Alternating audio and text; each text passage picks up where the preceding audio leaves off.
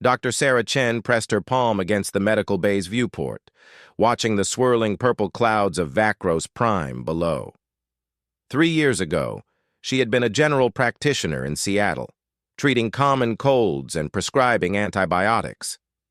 Now she stood aboard the warship Crimson Fang, the only human among a crew of 200 Kryn warriors, beings the galaxy feared as apex predators. The door hissed open behind her. She didn't need to turn around to know who it was. The clicking of claws on metal and the distinctive chittering sound told her enough. "Dr. Chen," Commander Vexlar growled, his translator converting his native language into something her neural implant could process. "The Cubs are asking for you again." Sarah smiled and turned to face the massive Kryn. He stood nearly 8 feet tall, his chitinous exoskeleton gleaming under the ship's lights. 4 arms crossed over his chest, and his mandibles clicked in what she had learned was mild irritation. To most humans, he would have been the stuff of nightmares. To Sarah, he was just another worried parent. "Let me guess," she said, gathering her medical kit. "Little Tixon is complaining about his injured leg again?" Vexalar's antennae twitched, a sign of embarrassment. "He refuses to let anyone else check the healing progress. Says only the healer understands." Sarah followed the commander through the narrow corridors of the warship. Crew members pressed themselves against the walls as they passed, not out of fear of her but out of respect. The Kryn were a martial species, bred and trained for combat from the moment they hatched. Weakness was not tolerated. Injury meant death in their ancient culture until Sarah arrived. She had come to Vacros Prime as part of a human diplomatic mission, one of the first attempts at establishing relations with the Kryn Dominion. The mission had been attacked by pirates, and Sarah had been the only survivor, rescued by the Crimson Fang during a routine patrol. She should have been returned to human space immediately. Instead, an accident in the engineering bay had left 3 crew members critically injured. The Kryn had no concept of medicine as humans understood it. Warriors either recovered from wounds through sheer genetic resilience, or they died. There was no middle ground, no treatment, no care beyond basic field cauterization. When Sarah had rushed to help the injured, using techniques any human medic would know, the entire crew had watched in shock as she stabilized all 3 warriors. That was 2 years ago. She had been trying to leave ever since. They reached the nursery, a section of the ship Sarah had helped design. Before her arrival, Kryn hatchlings had been kept in communal pens, expected to fend for themselves from day one. The weak died. The strong survived. It was the Kryn way. Sarah had been horrified. Now the nursery had proper environmental controls, individual sleeping pods, and regular health checkups. The survival rate had increased by 40%. The crew called it a miracle. Sarah called it basic pediatric care. 6 young Kryn scurried toward her as she entered, their smaller forms not yet developed into the imposing warriors they would become. Tixan limped at the front, his rear left leg still wrapped in the gel cast Sarah had fashioned from medical supplies and ship materials. "Healer!" the Cubs chirped in unison, their translators making their voices sound like excited children, which, Sarah reminded herself, they were. She knelt down, letting them crowd around her. Their exoskeletons were still soft, their antennae curious and unthreatening. "Hello, little ones. Tixon, let me see that leg." The young Kryn extended his injured limb proudly. 3 weeks ago, he had fallen from a climbing structure, fracturing the leg in 2 places. In the old way, he would have been culled. Sarah had set the bone, created a supportive cast, and monitored his recovery. Now he was almost fully healed. "It feels strong, healer," Tixon said. "When can I train with the others?" "Soon," Sarah promised, running her scanner over the limb. The readings were excellent. Another week, and he would be fully recovered. "But you must be patient. Healing takes time." "But warriors don't have time," one of the other Cubs, Zixra, chimed in. Mother says only the strong survive. Sarah sat back on her heels, looking at the 6 young faces watching her with multifaceted eyes. This was the difficult part, the cultural gap she had been trying to bridge since she arrived. Being strong doesn't mean never getting hurt. It means knowing how to recover when you do. It means taking care of yourself and your pack. That's true strength. The cubs chittered among themselves, processing this. Sarah stood, ruffling the antennae of the nearest one, something she had discovered they found comforting. Now, all of you need your daily checkups. Line up. As she examined each cub, checking growth plates and monitoring development, Vexillar watched from the doorway. When she finished, he followed her back into the corridor. "The High Command wants to see you," he said quietly. "Admiral Corax has arrived from the homeworld." Sarah's stomach tightened. She had met the Admiral once before, shortly after she had started implementing medical protocols. He had been skeptical but willing to observe. Now, apparently, he wanted a full report. The bridge of the Crimson Fang was designed for intimidation. Dark lighting, battle displays showing tactical information, and the command throne where Captain Thexal sat overseeing operations. Today, a second throne had been placed beside it, occupied by Admiral Corax.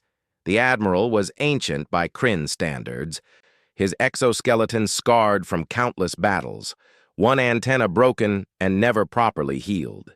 He embodied everything the Kryn culture valued: survival through strength, power through combat, dominance through victory. "Dr. Chen," his voice rumbled through the bridge, silencing all other activity. "Approach." Sarah walked forward, her medical kit clutched in her hands. She was acutely aware of every eye on her, every warrior wondering what the Admiral would decide. "I have read the reports," Corax continued. "Injury recovery rates up 63%. Combat readiness restored in half the previous time. Hatchling survival increased by 40%. Impressive numbers." "Thank you, Admiral." "Do not thank me yet."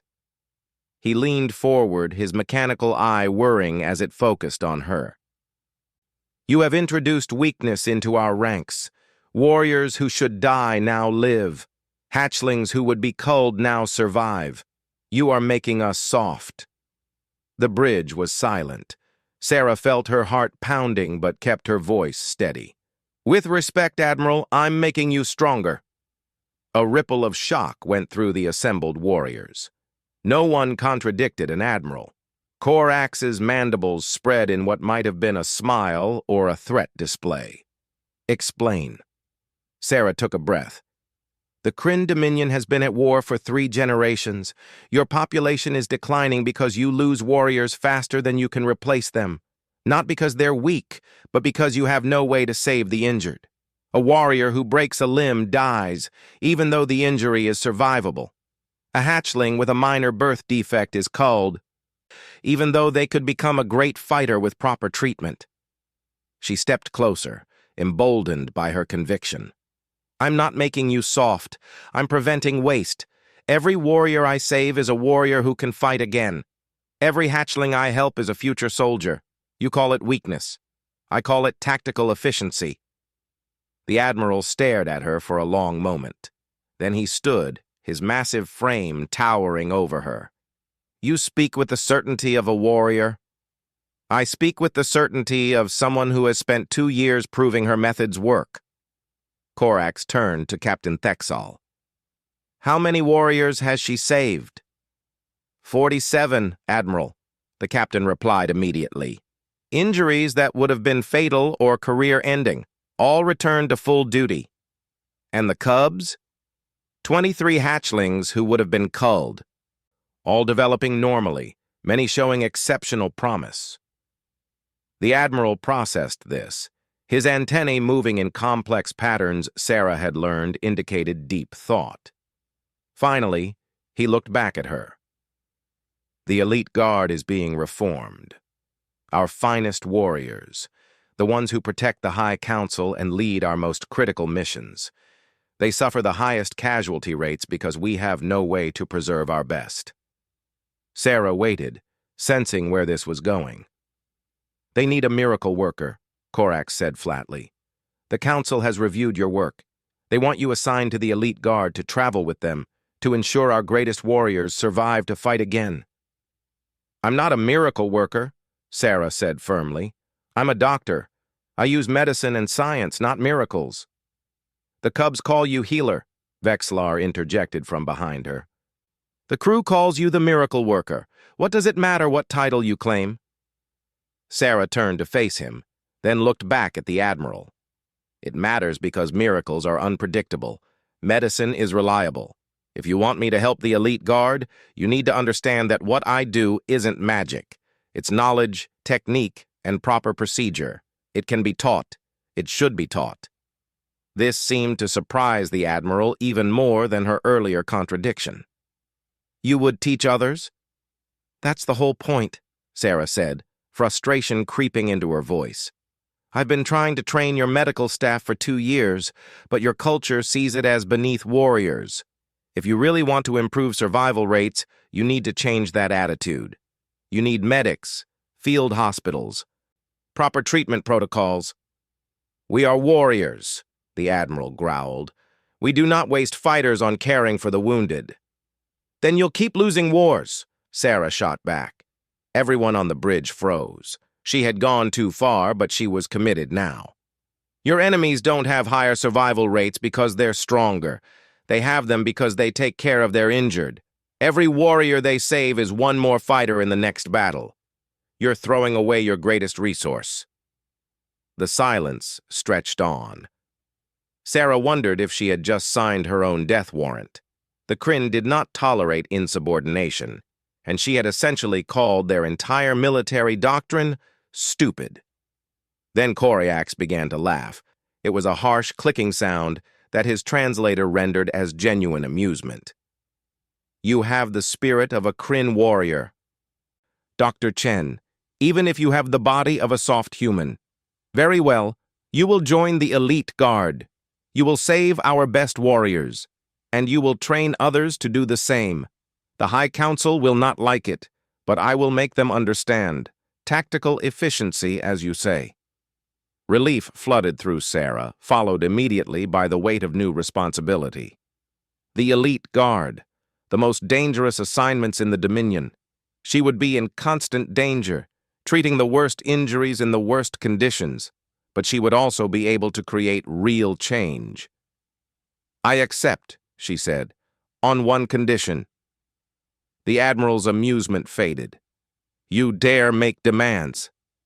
I need full authority over medical decisions. If I say a warrior needs rest, they rest. If I say a treatment is necessary, it happens. No overrides from command, no cultural exceptions. You either trust my expertise completely, or this won't work. Korax considered this, then nodded slowly. Agreed. But know this, Doctor. The elite guard faces threats that would make your previous experiences seem like child's play. If you cannot keep our best warriors alive, the program ends, and you will be returned to human space. Understood. Then report to Docking Bay 3 in 2 hours. The elite guard's flagship, the Eternal Blade, awaits. The Admiral turned away, the meeting clearly over. Sarah left the bridge, her mind racing. 2 hours to pack, to say goodbye to the crew she had worked with for 2 years, to prepare for whatever came next. She found Vexlar waiting for her outside. The Cubs will miss you, he said quietly. I'll miss them too. Sarah looked back toward the nursery. Will you continue the protocols I set up? I give you my oath as a warrior. The Cubs will be cared for properly. Sarah smiled. Thank you, Commander. That means a lot.